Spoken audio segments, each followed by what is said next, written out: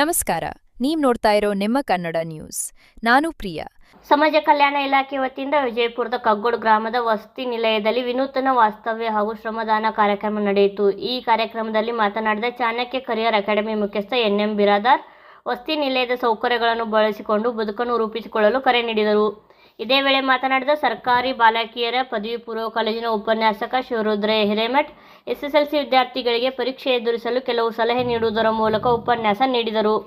ಇನ್ನು ಜಿಲ್ಲಾ ಕಾರ್ಯನಿರತ ಪತ್ರಕರ್ತ ಸಂಘದ ಸದಸ್ಯರಾದ ಪ್ರಭು ಕುಮ್ಮಟಗಿ ಅವರು ಮಾತನಾಡಿ, ಇಂದಿನ ಪೀಳಿಗೆ ನಾಳೆಗಿನ ಭವಿಷ್ಯ. ಆದ್ದರಿಂದ ನೀವೆಲ್ಲ ದುಶ್ಚಟಗಳಿಗೆ ಒಳಗಾಗದೆ, ಮೊಬೈಲ್ ಗೀಳಿಗೆ ಒಳಗಾಗದೆ ಉತ್ತಮ ವಿದ್ಯಾಭ್ಯಾಸ ಪಡೆದುಕೊಂಡು ಒಳ್ಳೆಯ ಪ್ರಜೆಗಳಾಗಿ ಮುಂದೊಂದು ದಿನ ಸಾಧಕರಾಗಬೇಕಾದರೆ ಇಂದು ಓದಿನ ದಾಸರಾಗಿರಿ. ಒಳ್ಳೆಯ ವಿದ್ಯೆ ಪಡೆದುಕೊಂಡು ಮುಂದೊಂದು ದಿನ ಇದೇ ಶಾಲೆಯಲ್ಲಿ ಸನ್ಮಾನ ಮಾಡಿಕೊಳಿಸುವಂತಾಗಿರಿ ಎಂದು ಕಿವಿಮಾತು ಹೇಳಿದರು.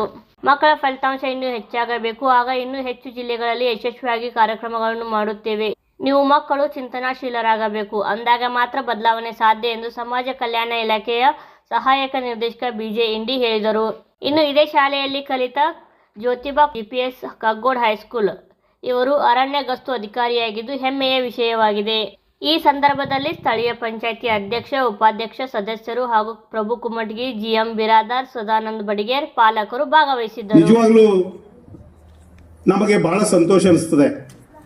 ನಾನು ಈ ಸಮಾಜ ಕಲ್ಯಾಣ ಇಲಾಖೆಯಲ್ಲಿ 1988ರಿಂದ ಸೇವೆಗೆ ಸೇರಿ ಇವಾಗ ಅಖಂಡವಾಗಿ 38 ವರ್ಷಗಳನ್ನು ಮುಗಿಸಿ 39 ವರ್ಷಗಳು ಮಾಡ್ತಾ ಇದ್ದೀನಿ.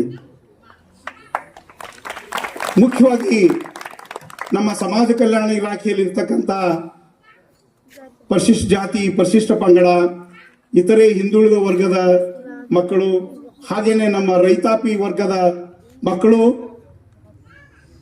ಸರ್ಕಾರದ ಸವಲತ್ತುಗಳನ್ನು ತೆಗೆದುಕೊಂಡು ಈ ಸಮಾಜದ ಮುಖ್ಯವಾಹಿನಿಗೆ ಬರಬೇಕು ಅಂತಕ್ಕಂಥ ಕನಸನ್ನ ನಮ್ಮ ದೇಶದ ಮಹಾನ್ ನಾಯಕರು ಕಂಡುಕೊಂಡಂತೆ ಈ ವಸತಿ ನಿಲಯದ ವ್ಯವಸ್ಥೆ ಶತಮಾನಗಳಿಂದ ನಮ್ಮ ದೇಶದ ಏನೊಂದು ಸಂಪ್ರದಾಯ ಇದೆ, ಅನ್ನದಾಸೋಹ, ವಿದ್ಯಾದಾಸೋಹ ಅಂತಕ್ಕಂಥ ಕಲ್ಪನೆಯಲ್ಲಿ ಹುಟ್ಟಿರ್ತಕ್ಕಂಥ ನಿಲಯಗಳು ಇವು.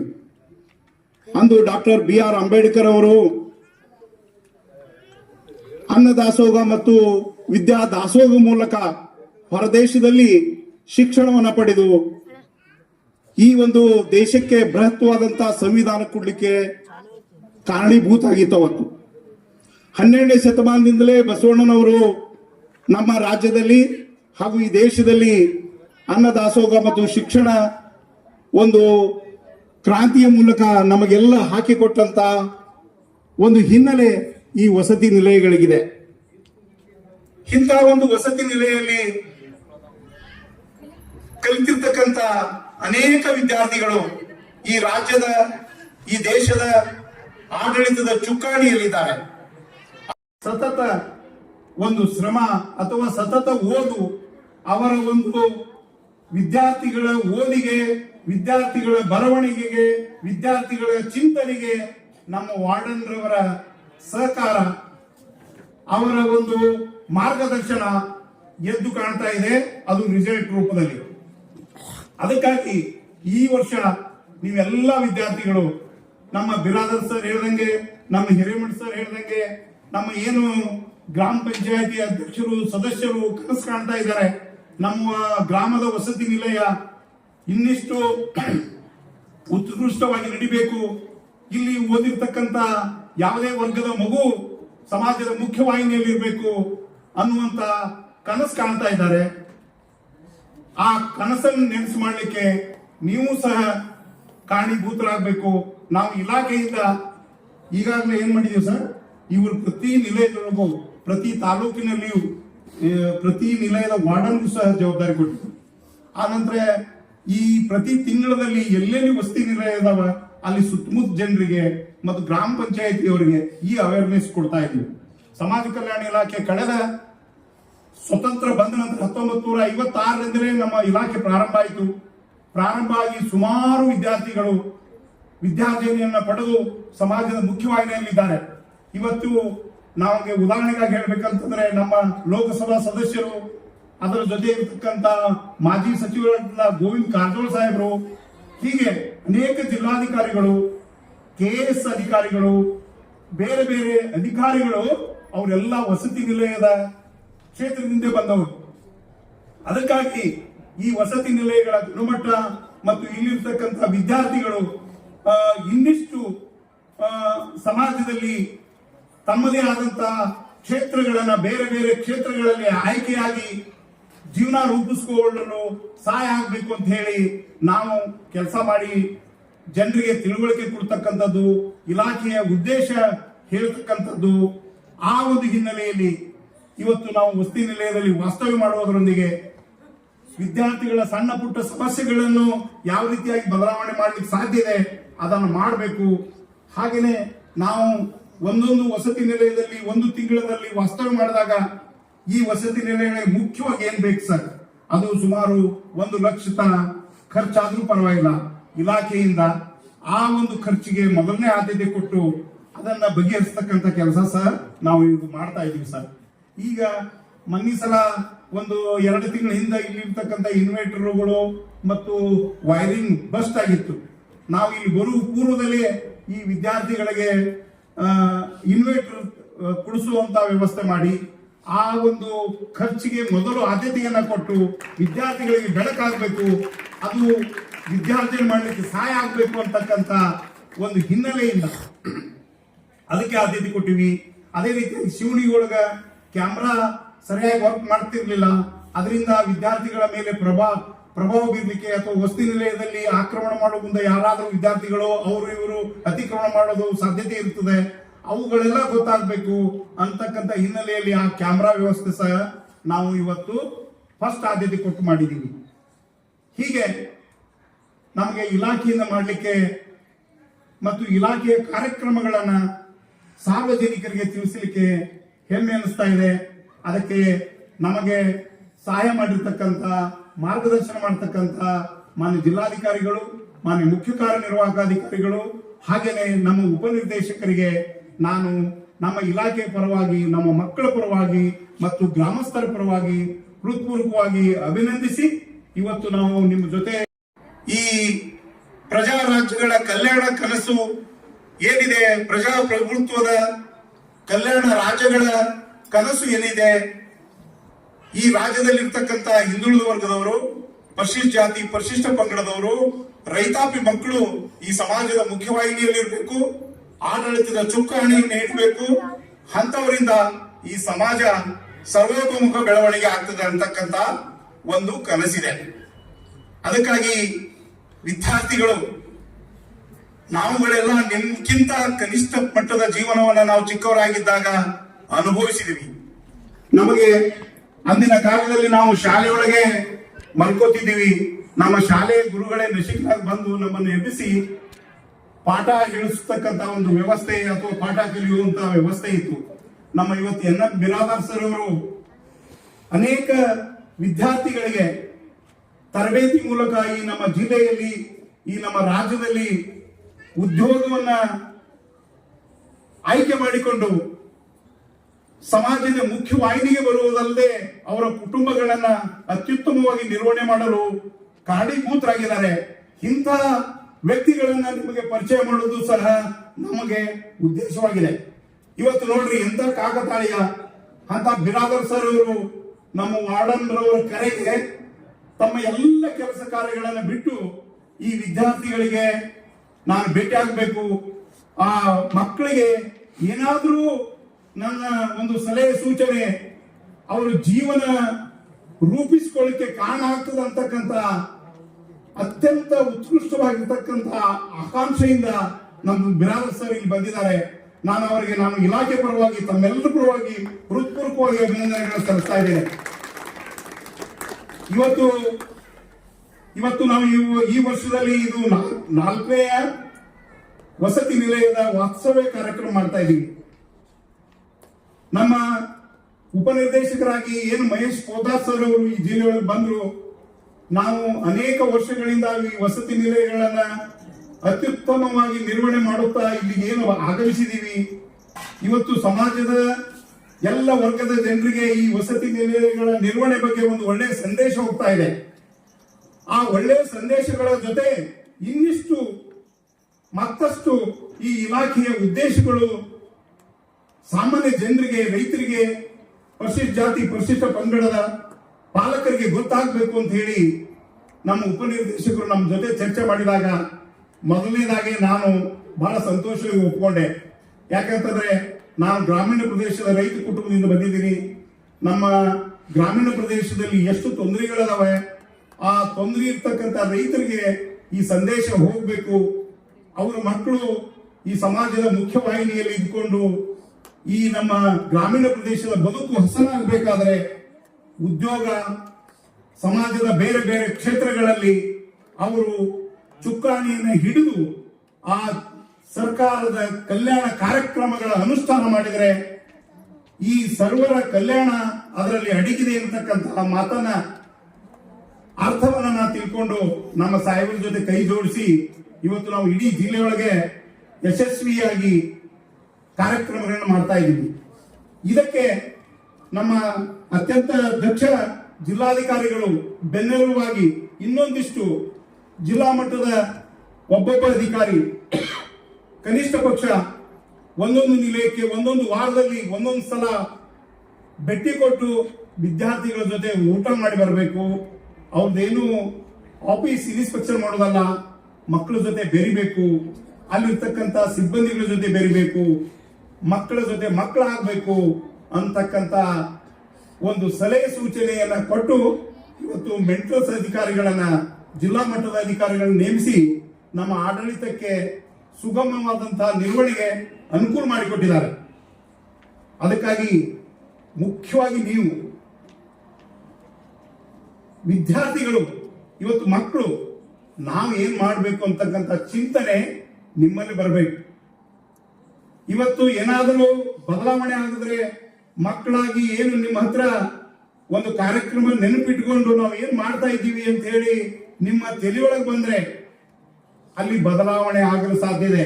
ಸರ್ ಹೇಳಿದ್ರು, ನಿಮ್ಮದು ವಿಚಾರ, ಚಿಂತನೆ ಏನ್ ನಡೀತಾ ಇದೆ, ಇದು ನಡೆಯುವ ಉದ್ದೇಶ ಏನು, ಏಕೆ ಎಂಬ ಪ್ರಶ್ನೆಗಳಿಗೆ ನಿಮ್ಮ ಹತ್ರ ವಿಚಾರ ಬರ್ಲಿಕ್ಕತ್ತು ಅಂತಂದ್ರೆ ಅಲ್ಲಿ ಬದಲಾವಣೆ ಆಗ್ಲಿಕ್ಕ ಪ್ರಾರಂಭ ಆಗ್ತದೆ. ಅದಕ್ಕಾಗಿ ನೀವು ಮಕ್ಕಳು, ನಾವು ಈ ವರ್ಷ ಸುಮ್ಮನೆ ಬಿಡುದಿಲ್ಲ. SSLC ವಿದ್ಯಾರ್ಥಿಗಳು ನಮ್ಮ ಪ್ರತಿ ನಿಲಯದಲ್ಲಿ ಇರ್ತಕ್ಕಂಥವ್ರು, ಪ್ರತಿ ಕ್ಲಾಸಿನಲ್ಲಿ ಇರ್ತಕ್ಕಂಥವ್ರು, ಪ್ರತಿ ಶಾಲೆಯಲ್ಲಿ ಇರ್ತಕ್ಕಂಥವ್ರು 100ಕ್ಕೆ 100 ಪಾಸ್ ಆಗ್ಬೇಕು ಅಂತ ಹೇಳಿ ನಮ್ಮ ಜಿಲ್ಲಾ ಆಡಳಿತದ ಕನಸಿದೆ. ಆ ಕನಸಿನ ನೆನಸು ಮಾಡಬೇಕಾದ್ರೆ ನಮ್ಮ ನಿಲಯದೂ ಸಹ ನಮಗೆ ಸರ್ಕಾರ ಮತ್ತು ಜಿಲ್ಲಾ ಆಡಳಿತದ ನಿರ್ದೇಶನ ಇದೆ. ಏನು, ನಮ್ಮಲ್ಲಿ ಇರ್ತಕ್ಕಂಥ ಎಲ್ಲ ಮಕ್ಕಳು ಪಾಸ್ ಆಗ್ಬೇಕು, 100ಕ್ಕೆ 100 ರಿಸಲ್ಟ್ ಆಗ್ಬೇಕು. ಹೋದ ವರ್ಷ ನಮ್ಮ ರಿಸಲ್ಟ್ ಬಹಳ ಕಳಪೆ ಮಟ್ಟದಿಂದ ಕೂಡಿತ್ತು. ಇಡೀ ಜಿಲ್ಲೆಯ 49.50% ರಿಸಲ್ಟ್ ಆದ್ರೆ ನಮ್ಮ ವಸತಿ ನಿಲಯಗಳ ರಿಸಲ್ಟ್ 55% ಇತ್ತು. ಆದ್ರೆ ಒಂದು ಹೆಮ್ಮೆ ಅನಿಸ್ತದೆ, ಓವರ್ ಆಲ್ ಜಿಲ್ಲೆಯದು ರಿಸಲ್ಟ್ ತಗೊಂಡ್ರೆ ನಮ್ಮ ನಿಲಯದ ರಿಸಲ್ಟ್ 5-6% ಹೆಚ್ಚಿಗೆ, ಅದು ಹೆಮ್ಮೆ ಅನಿಸ್ತದೆ. ಯಾಕೆ ಅಂತಂದ್ರೆ ಇವತ್ತೆಲ್ಲ ನೀವು ಇಷ್ಟೊಂದು ಅಚ್ಚುಕಟ್ಟಾಗಿ ಇಷ್ಟು ಚಳಿಯಲ್ಲಿ ಕುಳಿತಿರಪ್ಪ ಅಂತಂದ್ರ ನಿಮ್ಮನ್ನ ನೋಡಿದಾಗ ನಮ್ಗೆ ಹೆಂಗ ಅನಿಸ್ತದಪ್ಪ ಅಂತಂದ್ರ ನೀವು ಒಬ್ಬ ವಿದ್ಯಾರ್ಥಿ ಅಲ್ಲ, ನೀವು ಒಂದೊಂದು ಶಕ್ತಿಯಾಗಿ ಕುಳಿತಿದ್ದೀರಿ. ಬರುವಂತ ದಿನಮಾನಗಳಲ್ಲಿ ನೀವು ಒಂದು ಶಕ್ತಿಯಾಗಿ ಹೊರಹೊಗ್ತೀರಿ ಅನ್ನುವಂತ ಒಂದು ಆಶಾಭಾವನೆ ನನಗೆ ಮೂಡ್ತಾ ಇದೆ. ಯಾಕಂದ್ರ ಮನುಷ್ಯ ಮನಸ್ಸು ಮಾಡಿದ್ರೆ ಏನ್ ಬೇಕಾದ್ರೂ ಮಾಡಬಹುದು. ಇದಕ್ಕೊಂದು ಸಣ್ಣ ಉದಾಹರಣೆ ಹೇಳ್ಬಿಡ್ತೀನಿ. ನಮ್ಗೆಲ್ಲ ಹೇಳೋದು ಕೇಳೋದು ಎಲ್ಲ ಆಗ್ಬಿಟ್ಟದ್ರಿ. ಈ ಜಗತ್ನಾಗ ನೀನ್ ಹಿಂಗ್ ಮಾಡು, ನೀನ್ ಹಿಂಗ್ ಮಾಡು, ನೀ ಹಂಗ ಮಾಡು, ನೀ ಹಿಂಗ್ ಮಾಡು, ಏನು ಹೆಂಗ ಏನು ಉಳಿದಿಲ್ಲ. ಯಾಕಂದ್ರೆ ಸಿದ್ದೇಶ್ವರ ಸ್ವಾಮಿಗಳು ಹೇಳ್ಬಿಟ್ಟಿದ್ದಾರೆ, ಈ ಜಗತ್ತಿನಲ್ಲೆಲ್ಲ ಹೇಳುವುದೆಲ್ಲ ಹೇಳಿ ಆಗಿದೆ, ಕೇವಲ ಒಂದು ಮಾತ್ರ ಬಾಕಿ ಉಳಿದಿದೆ, ಅದು ಆಚರಣೆ ಅನ್ನುವಂಥದ್ದು. ದಿನಾನು ನಿಮಗೆ ಶಾಲೆಯಲ್ಲಿ ನಮ್ಮ ಶಿಕ್ಷಕರು ಹೇಳ್ತಾರ, ದಿನಾನು ನಿಮಗ ನಿಮ್ಮ ನಿಲಯದಲ್ಲಿ ನಮ್ಮ ಶರಣು ಹೇಳ್ತಾನ, ನಮ್ಮ ಇಂಡಿ ಸರ್ ಬಂದಾಗ ಹೇಳ್ತಾರ, ಊರಿನ ಹಿರಿಯರು ನಿಮಗ್ ಭೇಟಿ ಆದಾಗ ಹೇಳ್ತಾರ, ನಿಮ್ಮ ಮನ್ಯಾಗ ನಿಮ್ಮ ತಂದೆ ತಾಯಿಗಳು ಹೇಳ್ತಾರ ಏನಂತ, ಅಪ್ಪ ಓದು, ಅಪ್ಪ ಅಭ್ಯಾಸ ಮಾಡು, ಅಪ್ಪ ಮೊಬೈಲ್ ನೋಡ್ಬೇಡ, ಅಪ್ಪ ಟಿವಿ ನೋಡ್ಬೇಡ, ಅಪ್ಪ ಕೆಟ್ಟವರ ಸಂಘವನ್ನ ಮಾಡಬೇಡ, ಅಪ್ಪ ಶತ್ರುಗಳು ತಿನ್ನು, ಸೊ ನಿಮ್ಗೆಲ್ಲ ಏನಾಗ್ಬಿಟ್ಟದಪ್ಪ ಅಂತಂದ್ರ ಇದು ಯಾವುದು ಮಾತುಗಳು ನಿಮ್ಗೆ ರುಚಿಸಲ್ಲ ಯಾರೋ ಹಿರಿಯ ನಿಮ್ಗೆ ಊರಾಗ ಗ್ರಾಮ ಪಂಚಾಯತ್ ಅಧ್ಯಕ್ಷರು ಯಾರೋ ಹಿರಿಯರ ಸುಮ್ಮನೆ ತಗೋ ಮಾತಂತೀರಿ, ನೀವು ಮಾಡೋದೇ ನೀವು ಮಾಡ್ತೀರಿ. ವಿಚಾರ ಮಾಡ್ರಿ, ಯಾಕವ್ರು ಹೇಳ್ತಾರ ಏನ್ ನಿಮ್ಮ ಮೇಲೆ ದ್ವೇಷದ? ಯಾಕೆ ನಿಮ್ಮ ಬದಲಾವಣೆ ಆಗಿ ಅಂತೇಳಿ. ನೀವು ಬದಲಾವಣೆ ಆಗಬೇಕು. ಮನುಷ್ಯ ಯಾವ ಕ್ಷಣದಲ್ಲಿ ಹೆಂಗ ಬದಲಾವಣೆ ಆಗ್ತಾನೆ ಗೊತ್ತಿರಲ್ಲ. ವಾಲ್ಮೀಕಿ ಅನ್ನುವಂತ ಒಬ್ಬ ವಾಲ್ಮೀಕಿ ಮೊದಲು ಏನಾಗಿದ್ದ ಅನ್ನೋದು ತಮಗೆಲ್ಲರಿಗೂ ಗೊತ್ತದ, ಹೇಳೋದ್ ಬೇಡ. ನೆಪೋಲಿಯನ್ ಅನ್ನುವಂಥವ್ನು ಏನಿದ್ದ ಅನ್ನೋದು ಗೊತ್ತದ. ನೆಪೋಲಿಯನ್ ಗತಿ ಗೊತ್ತದ ನಿಮ್ಗೆ? ನೆಪೋಲಿಯನ್ ಯಾರಂತ ಗೊತ್ತದನು? ಇಲ್ಲ, ತಿಳ್ಕೊ ಹೇಳ್ತೀನಿ. ನೆಪೋಲಿಯನ್ ಅನ್ನುವಂಥವ ಇಡೀ ಜಗತ್ತಿನ ಮೇಲೆ ತನ್ನ ಸಾರ್ವಭೌಮವನ್ನ ಸ್ಥಾಪಿಸಲು ಹುಟ್ಟಿದಂತ ವ್ಯಕ್ತಿ ಅಂತ ಹೇಳ್ತಾರೆ. ಅವನಿಗೆ ಅಸಾಧ್ಯ ಅನ್ನುವಂಥದ್ದು ಅವನಿಗೆ ಯಾರು ಇರಲಿಲ್ಲ. ಅವನಿಗೆ ಹಿನ್ನೆಲೆ ನೋಡ್ರಿ, ಅತಿ ಕಡು ಬಡತನದಲ್ಲಿ ಹುಟ್ಟಿದ್ದ. ಊಟ ಮಾಡಕ್ಕವನಿಗೆ 3 ಹೊತ್ತು ಸಂಪೂರ್ಣವಾಗಿ ಊಟ ಮಾಡಕ್ಕವನಿಗೆ ಸಾಧ್ಯ ಇರ್ತಿರ್ಲಿಲ್ಲ, ಅಷ್ಟು ಕಡು ಬಡತನದಲ್ಲಿದ್ದ. ಬ್ರಿಯಾನಿ ಮತ್ತು ಪ್ಯಾರಿಸ್ನ ಮಿಲಿಟರಿ ಅಕಾಡೆಮಿಗಳಲ್ಲಿ ಶಾಲೆಗೆ ಸೇರಿದಾಗ ತನ್ನ ತಾಯಿಗೆ ಆತ ಪತ್ರ ಬರೀತಿದ್ದ, ಅಮ್ಮ ಇಲ್ಲಿರುವಂತವರೆಲ್ಲ ಶ್ರೀಮಂತರಿದ್ದಾರೆ, ಇವರೆಲ್ಲ ನನಗೆ ಕೆಟ್ಟದಾಗಿ ನೋಡ್ತಾ ಇದ್ದಾರೆ, ಇವರೆಲ್ಲ ನನ್ನನ್ನ ಬಹಳ ಹೀಯಾಳಿಸ್ತಾ ಇದ್ದಾರೆ, ಕೊಂಕು ಮಾತುಗಳನ್ನಾಡ್ತಾ ಇದ್ದಾರೆ, ನನ್ ಕಂತುನ ನಿಧಿ ಮಾಡಕ್ ಬಿಡಲ್ಲ, ನನ್ 3 ಹೊತ್ತು ಹೊಟ್ಟಿಗೆ ಊಟ ಸಿಗ್ತಾ ಇಲ್ಲ ಅಂತೇಳಿ ತಾಯಿಗೆ ಬರೀತಾನ. ಒಂದು ಪತ್ರವನ್ನು ಬರೀತಾನೆ ನೋಡ್ರಿ, ತಾಯಿಗೆ ಪತ್ರವನ್ನು ಬರೀತಾನೆ. ಅಂತ ವ್ಯಕ್ತಿ, ಕ್ಯಾನ್ ಯು ಇಮ್ಯಾಜಿನ್ ದಟ್? ಅಂತ ವ್ಯಕ್ತಿ 1799ರಲ್ಲಿ ಫ್ರಾನ್ಸಿನ ಪ್ರಥಮ ಕಾನ್ಸುಲ್ ಆಗಿ ಆಯ್ಕೆ ಆಗ್ತಾನ. 1804ರಲ್ಲಿ ಫ್ರಾನ್ಸಿನ ಸರ್ವಾಧಿಕಾರಿ, ಫ್ರಾನ್ಸಿನ ರಾಜನಾಗಿ ಆಯ್ಕೆ ಆಗ್ತಾನೆ. ಅವಾಗ ಇಂಗ್ಲೆಂಡಿನ ಪ್ರಧಾನಿ ಒಂದು ಸ್ಟೇಟ್ಮೆಂಟ್ ಅನ್ನು ಮಾಡ್ತಾನೆ. ಇನ್ನ ಈ ಯುರೋಪಿನ ನಕ್ಷೆ ಅವಶ್ಯಕತೆ ಇಲ್ಲ ನಮಗ.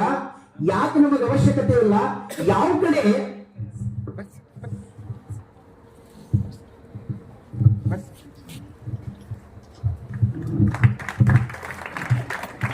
ಯಾಕಪ್ಪ ಅಂತಂದ್ರೆ ಈ ಶಾಲೆಯಲ್ಲಿ ಕಲ್ತಂತ ವಿದ್ಯಾರ್ಥಿಗಳಿಗೆ ಗುರುತಿಸಿ ಅವರಿಗೆ ಸನ್ಮಾನಿಸಿದ್ದು ಬಹಳ ತುಂಬಾ ಖುಷಿ ಆಯ್ತು. ಅದೇ ರೀತಿಯಾಗಿ ನೀವು ವಿದ್ಯಾರ್ಥಿಗಳು ಈ ಮೊಬೈಲ್ ಅಲ್ಲಿ ಗೇಮ್ ಆಡೋದು, ಪಬ್ಜಿ ಆಡೋದು ಅವೆಲ್ಲ ಬಿಟ್ಕೊಂಡು ಇವತ್ತು ಈ ನಮ್ಮ ವಿದ್ಯಾರ್ಥಿಯ ವಿನಯ್ಗೆ ಸನ್ಮಾನ ಮಾಡಿದಂತ ವಿದ್ಯಾರ್ಥಿಗೆ ನೀವು ಅದೇ ರೀತಿಯಾಗಿ ಬೆಳೆದು ಇದೇ ಈ ಶಾಲೆಯಲ್ಲಿ ಸನ್ಮಾನ ಮಾಡ್ಕೋಬೇಕಂತ ಹೇಳಿ ನಾನು ಕೇಳ್ಕೊತಾ ಇದ್ದೀನಿ. ಯಾಕಪ್ಪ ಅಂತಂದ್ರೆ ನೀವು ಬಹಳ, ನಾನು ಅವಾಗ ನೋಡ್ತಾ ಇರ್ತೀನಿ, ನಾನು ಹೋಗುವಾಗ ಬರುವಾಗ ಮೊಬೈಲ್ ಅಲ್ಲಿ ಈ ಗೇಮ್ ಆಡೋದು, ಪಬ್ಜಿ ಆಡೋದು ಬಹಳ ಮಾಡ್ತೀರಿ. ಅದಕ್ಕೋಸ್ಕರ ನಾನು ಹೋಗುವಾಗ ಹೇಳ್ತೀನಿ, ಓದ್ಕೋರ್ಲಿ, ಅಭ್ಯಾಸ ಮಾಡ್ಕೋರ್ಲಿ ಅಂತ ಹೇಳ್ತೀನಿ, ಹೂ ಅಣ್ಣ ಅಂತ ಹೇಳ್ತೀನಿ. ಆದ್ರೆ ನೀವು ಅಭ್ಯಾಸ ಕಡೆ ಗಮನ ಕೊಡ್ತಾ ಇಲ್ಲ. ಈ ಅಭ್ಯಾಸ ಕಡೆ ಗಮನ ಕೊಟ್ಟು ನೀವು ಓದಿ ಚೆನ್ನಾಗಿ ಒಂದು ಒಳ್ಳೆ ವಿದ್ಯಾರ್ಥಿ ಆಗ್ಬೇಕಂತ ನಾನು ಕೇಳ್ಕೊತಾ ಇದ್ದೀನಿ. ಅದೇ ನಮ್ಮ ವಾರ್ಡನ್ ಸರ್ ಕೂಡ ಬಹಳ ಮಕ್ಕಳಲ್ಲಿ ಬಹಳ ಕಾಳಜಿ ವಹಿಸ್ತಾರೆ. ಎಲ್ಲೇ ಹೋದ್ರು ಕೂಡ ಅವರಿಗೆ ಅಭ್ಯಾಸ ಮಾಡ್ರಿ ಅಂತೇಳಿ ಅವ್ರಿಗೆ ಹೊರಗೆ ಕೂಡ ಬಿಡಲ್ಲ. ಅವ್ರನ್ನ ಬಹಳ ಒಂದು ಶಿಸ್ತಿನಿಂದ ನೋಡ್ಕೊಂಡಾರ. ಅದೇ ರೀತಿಯಾಗಿ ಈ ಹಾಸ್ಟೆಲ್ ಅನ್ನು ಕೂಡ ಬಹಳ ಒಂದು ಶಿಸ್ತನ್ನು ನೋಡ್ಕೊಂಡಿದ್ದಾರೆ. ಗಿಡಗಳು ಬಹಳ ವಿಶೇಷವಾಗಿ ಬೆಳೆಸಿದ್ದಾರೆ. ಅದೇ ರೀತಿ ನಾನು ವಿಶೇಷವಾಗಿ ನಮ್ಮ ಗ್ರಾಮ ಪಂಚಾಯತಿ ಅಧ್ಯಕ್ಷರಿಗೂ ಕೂಡ ಕೇಳ್ಕೊತಾ ಇದ್ದೀನಿ, ತಮ್ಮ ಕೈಲಾದಷ್ಟು ಗ್ರಾಮ ಪಂಚಾಯತಿಯಲ್ಲಿ ಏನಾದರೂ ಒಂದು ಅನುದಾನ ಬರ್ತಿತ್ತಪ್ಪ ಅಂತಂದ್ರೆ ಈ ನಮ್ಮ ಹಾಸ್ಟೆಲ್ಗೆ ಒಂದು ಸಹಾಯ ಮಾಡಬೇಕು. ಅದೇ ರೀತಿ ನಾವೇನು ಹೇಳ್ಕೊತೀನಪ್ಪ ಅಂದ್ರೆ, ನಾನು ಸರ್ಕಾರದಲ್ಲಿ ಏನಾದರೂ ಈ ಶಾಲೆಗೆ ಬರುವಂತ ಸೌಲಭ್ಯಗಳನ್ನ ನನ್ನ ಪತ್ರಿಕೆಯಲ್ಲಿ ಬರುವ ಮೂಲಕ ನಾನು ಸರ್ಕಾರಕ್ಕೆ ಮುಟ್ಟಿಸುವಂತ ಪ್ರಯತ್ನ ಕೂಡ ಮಾಡ್ತೀನಿ. ನನ್ನ ಕೈಲಿ ಆದಷ್ಟು ಸಹಾಯವನ್ನು ನಾನು ಕೂಡ ಮಾಡ್ತೀನಿ.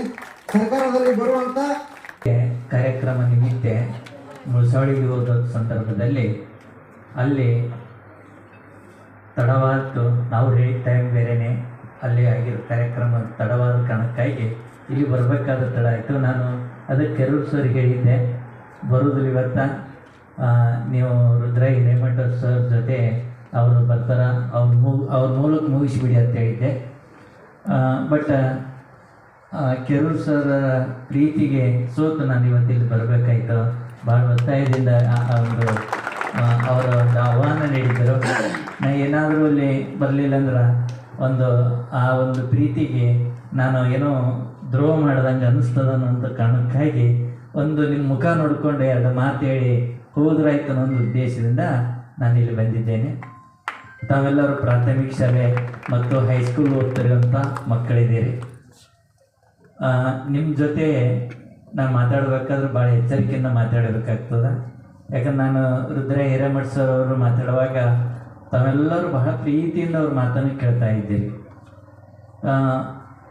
ಯಾವ ವಿದ್ಯಾರ್ಥಿ ಅತಿಥಿಗಳನ್ನು ಶಿಕ್ಷಕರ ಮಾತನ್ನು ಮನಸ್ಸು ಕೊಟ್ಟು ಕೇಳ್ತಾರಲ್ಲ, ಅದೇ ಯಶಸ್ಸಿನ ಮೊದಲೇ ಸಂಕೇತ ಅಂತ. ಒಬ್ಬ ವಿದ್ಯಾರ್ಥಿ ಯಶಸ್ಸಿನ ಸಂಕೇತ ಅಂದ್ರೆ ಚೆನ್ನಾಗಿ ಮಾತು ಕೇಳೋದು, ಗುರುಗಳು ಹೇಳೋ ಪಾಠ ಹೇಳುವಾಗ ಆ ಕಡೆ ಗಮನ ಕೊಡೋದು. ಇದು ನಿಯಮ. ನಾನಿಲ್ಲಿ ಏನೂ ಭಾಷಣ ಮಾಡೋದಲ್ಲ, ನಿಮಗೆ ಒಂದಿಷ್ಟು ಪ್ರಶ್ನೆ ಕೇಳಿ ಹೋಗ್ಬೇಕಂತ ನಾ ಬಂದೇನೆ. ಪ್ರಶ್ನೆ ಕೇಳಿ ಓಕೆ. ಒಂದು ಪ್ರಶ್ನೆ ಏನಪ್ಪ, ಗಿಡದಾಗ ಒಂದಿಷ್ಟು ಪಕ್ಷಿಗಳು ಕುಳಿತುಕೊಂಡವ. ಒಬ್ಬ ವ್ಯಕ್ತಿ ಏನು ಮಾಡ್ದ, ಬಂದೂಕ್ ತಗೊಂಡು ಆ ಗುಂಪಿಗೆ, ಪಕ್ಷಿಗಳ ಗುಂಪಿಗೆ ಬಂದೂಕ್ ಹಿಡಿದು ಹೊಡೆದ. ಆಗ ಆ ಕೆಳಗಡೆ ಎಷ್ಟು ಪಕ್ಷಿಗಳು ಉಳಿದಿರ್ತಾವ? ಎಷ್ಟು ಪಕ್ಷಿ ಅಲ್ಲಿ ಉಳಿದಾವ? ನನ್ನ ಪ್ರಶ್ನೆ. ಅವು ಎಷ್ಟೋ ಗೊತ್ತಿಲ್ಲ. ಒಂದು ವಾಕ್ಯ ಗುಂಡು ಹೊಡೆದ, ಈಗ ಅಲ್ಲಿ ಉಳಿದಿರ್ದಲ್ಲೋ ಎಷ್ಟು ಪಕ್ಷಿ ಉಳಿದಿರ್ತಾವ? ಉಳಿದಿರ್ದಲ್ಲ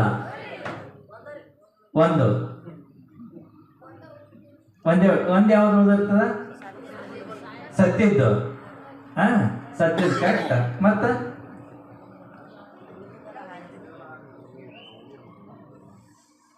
ಓಕೆ, ಸತ್ತಿದ್ದೊಂದು ಉಳಿದಿರ್ತ ತಿಳ್ಕೊಳ್ಳ. ನಾನು ಪ್ರಶ್ನೆ ಕೇಳ್ತೀನಿ. ಅವನ್ನ ಆ ಪಕ್ಷಿ ಗೆಳೆಯ ಅಂತ ತಿಳ್ಕೊಳ್ಳ. ನನ್ನ ಗೆಳೆಯ ಸತ್ತು ಬಿದ್ದ ಇನ್ನೊಂದು ಪಕ್ಷದ ಜೊತೆ ಕೂತಿರ್ಬೋದಲ್ಲ, ಎರಡಾಗಿರ್ಬೋದಲ್ಲ, ಹೌದಲ್ಲ? ಇಲ್ಲ, ಅವ್ ಸತ್ತ ಗಂಡ ಇರ್ಬೋದು, ಹೇಳ್ತಿ ಕೂತಿರ್ಬೋದಲ್ಲ ಪಕ್ಕದಲ್ಲಿ ಬಂದು. ಇಲ್ಲ, ಯಾವುದಕ್ಕೂ ಗುಂಡಿಲ್ಲದೆ ಎಲ್ಲ ಹಾರಿ ಹೋಗಿರ್ಬೋದಲ್ಲ. ತಲೆ ವಿಚಾರ ಬರ್ತದಲ್ಲ ಎಷ್ಟಂತೇಳಿ. ಈ ರೀತಿ ಯಾರು ವಿಚಾರ ಮಾಡ್ತಾರಲ್ಲ, ಇದು ಎಷ್ಟು ಏನು ಅಂತ ಬರ್ತಲ್ಲ, ಆ ವಿಚಾರ ಮಾಡುವ ಪ್ರಯತ್ನ ಆರಂಭ ಆಗ್ತದೆ ನಿಮ್ಮಲ್ಲಿ. ಯಾಕೆ, ಏನು, ಎಷ್ಟು, ಯಾವ ರೀತಿ ಅನ್ನೋದು ಇದೇ ವಿದ್ಯಾರ್ಥಿಯ ಕಲಿಕೆಯ ಪ್ರಾರಂಭಿಕ ಹಂತ. ನೀವು ಕಲಿಕೆ ಪ್ರಾರಂಭ ಆಗ್ಬೇಕಾದ್ರೆ ಪ್ರಶ್ನೆ ಮಾಡಬೇಕು, ವಿಚಾರ ಮಾಡಬೇಕು. ಈಗ ಯಾಕೆ ಈ ರೀತಿ ಆಯಿತು, ಯಾವ ರೀತಿ ಯಾಕಾಯ್ತು? ಈಗ ಒಂದು ಪ್ರಶ್ನೆ ಬರ್ತದ, ವಾಸ್ಕೋ ಡಿ ಗಾಮ ಭಾರತಕ್ಕೆ ಜಲಮಾರ್ಗ ಕಂಡುಹಿಡಿದಾನ. ನೋಡಿ, ನಿಮ್ಮ ಪ್ರಶ್ನೆ ಬಂದ್ರೆ ಏನಾಗ್ತದ ಅನ್ನೋದು, ವಾಸ್ಕೋ ಡಿ ಗಾಮ ಭಾರತಕ್ಕೆ ಜಲಮಾರ್ಗ ಕಂಡುಹಿಡಿದಾನು ಅಂತ ಹೋಗ್ತಾರೆ ಇತಿಹಾಸದಾಗ. ಜಲಮಾರ್ಗ ಕಂಡುಹಿಡಿಯದಿದ್ದರೆ ಅವ ಭಾರತಕ್ಕೆ ಬರ್ಲಿಲ್ಲಪ್ಪ. ಪ್ರಶ್ನೆ ಬರ್ತದಲ್ಲ ಈಗ ತಲೆಯಾಗ. ಈ ರೀತಿ ನಿಮ್ಮ ಓದುವಾಗ ಇದು ಯಾಕ ಈ ರೀತಿ ಏನಾಯ್ತು ಅನ್ನುವಂಥ ಪ್ರಶ್ನೆ ಬಂದ ಕೂಡಲೇ ನಿಮ್ಮಲ್ಲಿ ಬೇರೆ ಬೇರೆ ವಿಚಾರಗಳು ಪ್ರಾರಂಭ ಆಗಿಬಿಡ್ತಾವ. ಈಗ ನಿಮ್ಮ ಪ್ರಶ್ನೆ ಏನಂತ, ಮನುಷ್ಯರಿಗೆ ಯಾರಿಗೆ ತಲೆ ಕೂದಲಿಲ್ಲಪ್ಪ, ಅವಾಗ ಏನಾಗ್ತಿತ್ತು? ಕೂದಲನಿಲ್ಲ ಅಂದ್ರೆ ಯಾರಿಗೆ ಕನ್ನಡಿ ಇರ್ತಿದ್ದಲ್ಲ, ಬಾಚಣಿಕೆ ಇರ್ತಿರ್ಲಿಲ್ಲ, ಕೂದಲು ಉದುರ್ತಾವ ಅನ್ನೋ ಸಮಸ್ಯೆ ಇರ್ತಿದ್ದಲ್ಲ. ನೋಡಿ ಎಷ್ಟು ಪ್ರಶ್ನೆಗಳು ಬರ್ತಾವ. ಯಾವಾಗ ಇಂಥ ಪ್ರಶ್ನೆಗಳನ್ನ ಶಾಲೆಯಲ್ಲಿ ನಿಮ್ಮ ಸುತ್ತಮುತ್ತ ನಿಮ್ಮಷ್ಟು ನೀವೇ ಹಾಕೋತಿರಲ್ಲ, ಅದು ಆ ವಿದ್ಯಾರ್ಥಿ ಜೀನಿಯಸ್ ಅಲಕ್ಕ ಕಾರಣ ಆಗ್ತದೆ, ಆ ವ್ಯಕ್ತಿ ಪ್ರತಿಭಾವಂತ ಅಲಕ್ಕ ಕಾರಣ ಆಗ್ತದೆ. ನಾನು ರುದ್ರೇ ಸರ್ ಅವರು ಮಾತಾಡುವಾಗ ಹೇಳ್ತಾ ಇದ್ರು, ಜ್ಞಾನಕ್ಕೆ ಎಷ್ಟು ಬೆಲೆ ಅದ, ನೀವು ಎಷ್ಟು ಚೆನ್ನಾಗಿ ಓದಬೇಕು ಅನ್ನುವಂಥ ಅರ್ಥದಲ್ಲಿ ಅವರು ಪ್ರಶ್ನೆ ಹಾಕ್ತಾ ಇದ್ರು. ಆದ್ರೆ ಕಲಿಕೆ ಚೆನ್ನಾಗಿ ಆಗ್ಬೇಕು, ನಿಮ್ಮ ಜ್ಞಾನ ಚೆನ್ನಾಗಿ ಆಗ್ಬೇಕಾದ್ರೆ ಒಂದು ರೆಗ್ಯುಲರ್ ಶಾಲೆಗೆ ಬರಬೇಕು. ರೆಗ್ಯುಲರ್ ಏನಾರು ಎಂಪ ಹೇಳ್ತಾರೆ, ಶಾಲೆ ತಪ್ಪಿಸ್ಲಕತ್ತಿರ್ತಕ್ಕೋ ಪದೇ ಪದೇ ಶಾಲೆ ತಪ್ಪಿಸ್ರೆ ಅವ್ನು ದಡ್ಡ ಆಗಿ ಆಗ್ತಾನೆ. ನಾನೊಂದು ನಂದೇ ಆದಂಥ ಸಂಶೋಧನೆ ಮಾಡೀನಿ. ಒಂದು ಮಗು ಶಾಲೆಯಲ್ಲಿ ಯಾಕೆ ದಡ್ಡ ಆಗ್ತಾನಂತ ನೋಡೋದು ಇಡೀ ಇದರಲ್ಲಿ ಮುಖ್ಯ ಕಾರಣ ಹೇಳು. ಒಂದು, ಮಗು ಶಾಲೆಗೆ ಹೋಗೋದಿದ್ದರೆ ರೆಗ್ಯುಲರ, ಇಲ್ಲ ಶಿಕ್ಷಕರು ರೆಗ್ಯುಲರ್ ಬರ್ದಿದ್ದ. ಎರಡೇ ಕಾರಣಕ್ಕೆ ಅವ್ನು ದಡ್ಡ ಆಗ್ಬೇಕು ಪುಸ್ತಕನ.